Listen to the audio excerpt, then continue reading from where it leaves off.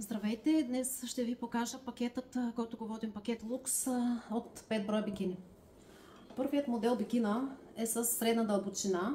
Тази цялата предна част е положено памучно голямо хигиенично парче, изцяло изработена от дантела.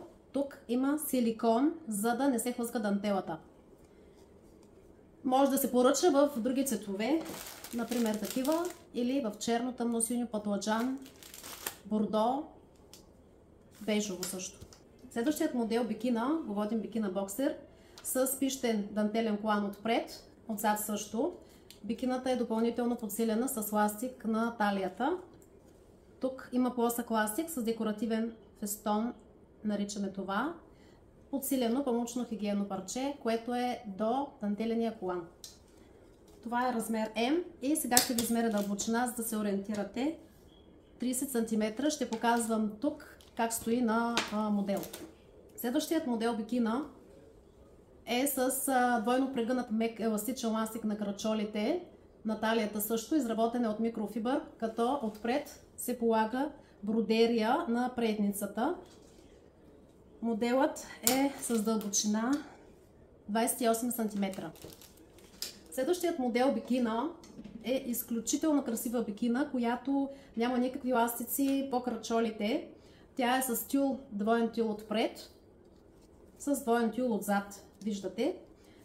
Отпред, където се съединява предницата с дъно, наричаме ние това.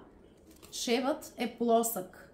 Няма това, което излиза от оверлога, няма резерва, го наричаме ние това, което би попречило. С красиви разпределения на детайлите. Това е 2 пъти XL. Сега ще ви кажа колко е дълбок. 28 см. Последният модел бикина е стягаща бикина. Страхотен модел бикина. Тя е функционална и красива.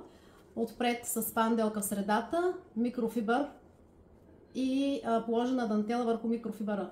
Много важно при този модел бикина е, че в тази зона отпред няма никакви ластици.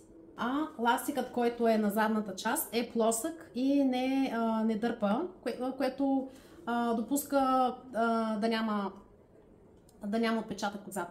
Това е размер М, дълбочината е 32 см.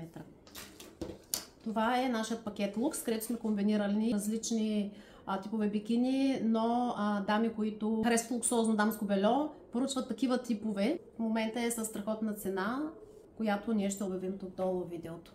Този модел бикина има още две предимства, освен че тук шевът е плосък.